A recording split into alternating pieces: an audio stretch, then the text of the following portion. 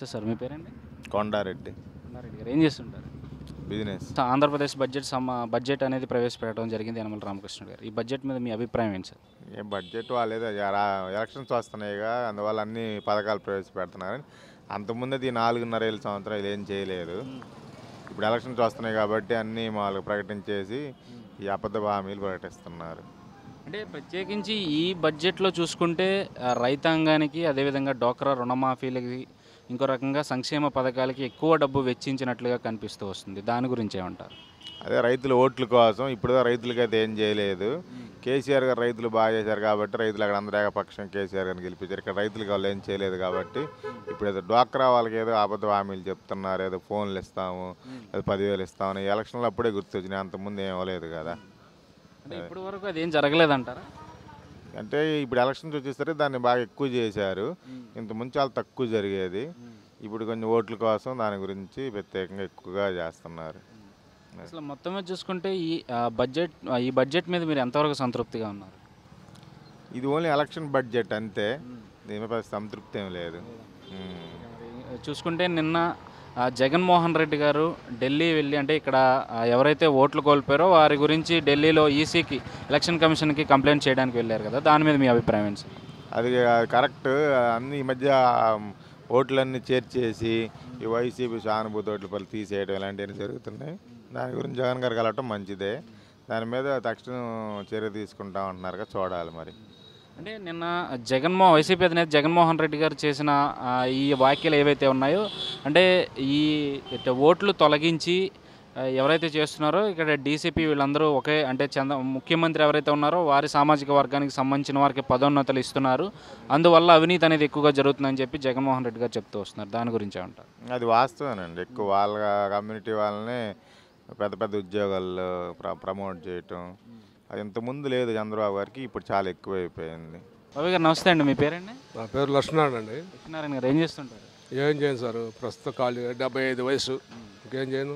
ఈ అసెంబ్లీలో ఆఖరి బడ్జెట్ని ప్రవేశపెట్టడం జరిగింది, దాని మీద మీ అభిప్రాయం ఏంటి? అది పెద్ద దానికి ఏమన్నా అమలు జరగాలి కదండి. అమలు చెప్పుకోకుండా ఇప్పుడు మనం ఇక్కడ నుండి చెబుతున్నాం, మీకు చెబుతున్నాం, చెప్పిన దాన్ని అమలు జరిపితే అప్పుడు ఓహో కరెక్టు అనుకోవచ్చు.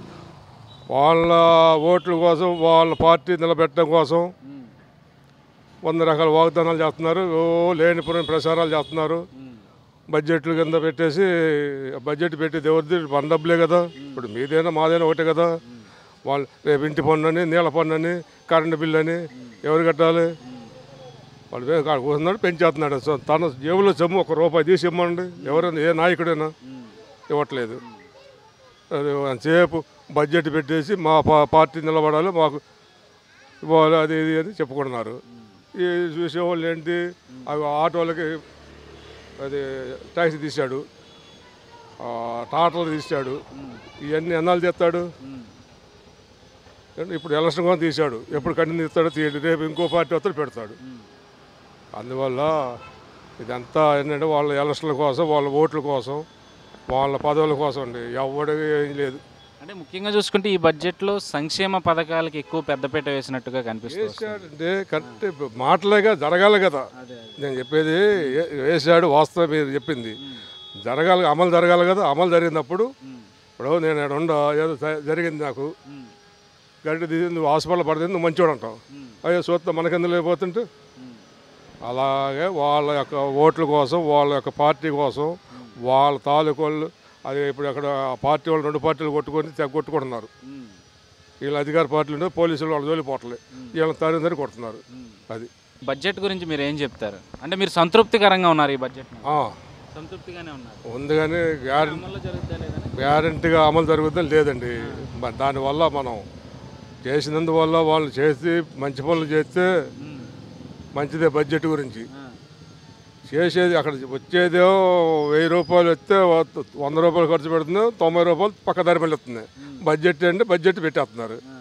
అది మరి దాని గురించి మనకి అమలు జరగాలి కదా. జరిగినప్పుడు మనకి కరెక్ట్ అని, కానీ బడ్జెట్ కాదంటలే, బడ్జెట్ మంచిదే పెడితే జరిగేది ఏది ఏమండి?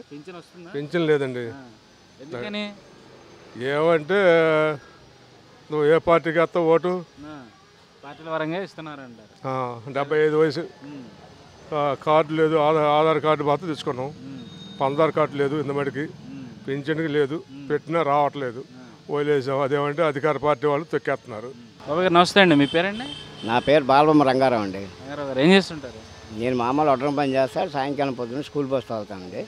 ఆంధ్రప్రదేశ్ బడ్జెట్ సమావేశాలు జరిగాయి, బడ్జెట్ని ప్రవేశపెట్టడం జరిగింది యనమల రామకృష్ణుడు గారు. మరి బడ్జెట్ మీద మీ అభిప్రాయం ఏంటి?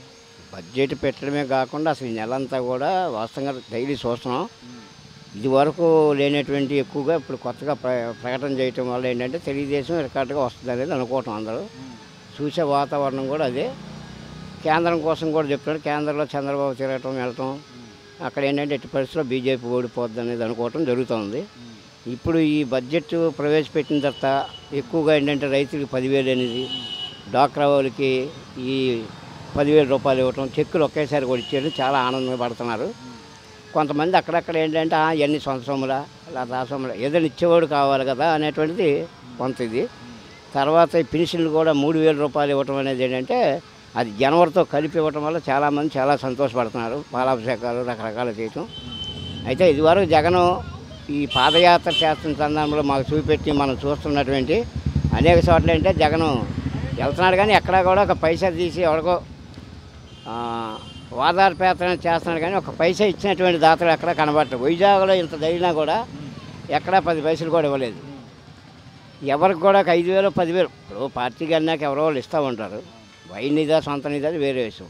కానీ ఎక్కడ వరకు ఇచ్చేది ఇవరకు జగన్ ఉండేటువంటి వాళ్ళు ఈ నెల రోజుల్లో మాత్రం చాలా మార్పులు అనేది వాస్తవంగా మనం చూస్తున్నటువంటిది మాకు అనిపించింది. ప్రవేశపెట్టిన బడ్జెట్లో ప్రత్యేకంగా సంక్షేమ పథకాలకి, అలాగే డ్వాక్రా రుణమాఫీలకి, అదేవిధంగా చూసుకుంటే రైతాంగానికి పెద్దపీట వేసినట్లుగా కనిపిస్తుంది. దాని గురించి రైతాంగానికి 10,000 రూపాయలు ఇవ్వటం అనేది ఏంటంటే ఇప్పుడు కేసీఆర్ పెట్టాడు కొన్ని. కేసీఆర్ పెట్టిన తర్వాత ఇంక ఇది ఎలక్షన్ ముందే ఇవ్వకుండా తర్వాత ఇస్తారనుకున్నాం, కానీ ఇప్పుడే ఎలక్షన్ ముందే ప్రకటించడం వల్ల చాలా ఆనందపడుతున్నారు జనం. అలాగే రైతులకి 3,000 4,000 ఉంది, ఇప్పుడు అక్కడ 8,000 అనగానే ఇక్కడ 10,000 అనగానే ఇంకా సంతోషపడుతున్నారు. మోడీ కూడా ఏదో 6,000 ఇస్తానని చెప్తా ఉన్నాడు. అది ఎంతవరకు ఇదవుతుందంటే ఇంకా బడ్జెట్లో నుంచి కేటాయించారు, కానీ ఇంకా రిలీఫ్ చేయలేదు. కాబట్టి కేంద్రంలో అది పోద్ది, రాష్ట్రంలో ఇది వస్తుంది. అంటే మోడీతో కలిసి ఉన్నంత వరకు చంద్రబాబు ఒక రకంగా ప్రత్యేక హోదాకు వాదన చేయకపోయినా ఎన్నో ప్యాకేజ్ ఇస్తాడని ఆశపడ్డాడు. తీరా వచ్చేటికి అది ఇవ్వకపోవడం వల్ల ఇవాళ మోడీ మాకు చేయట్లేదు అనేటువంటిది ఇవాళ అన్ని పార్టీలతో కలిపి మన బంధుకు కూడా అలాగే పిలిపించారు. కేంద్రంలో కూడా ఆ రకంగా జరుగుతుంది. కంపల్సరీగా తెలుగుదేశం ప్రభుత్వం వస్తుంది అనేది అందరూ అనుకోవటం, నేను తిరిగినంత వరకు చెప్పుకోవడం కూడా అదే చెప్తున్నారు. అయితే 150 సీట్లు వస్తాయా 100 సీట్లు వస్తాయి ప్రభుత్వం గ్యారంటీ, ఎన్ని సీట్లు వస్తాయని చెప్పలేం.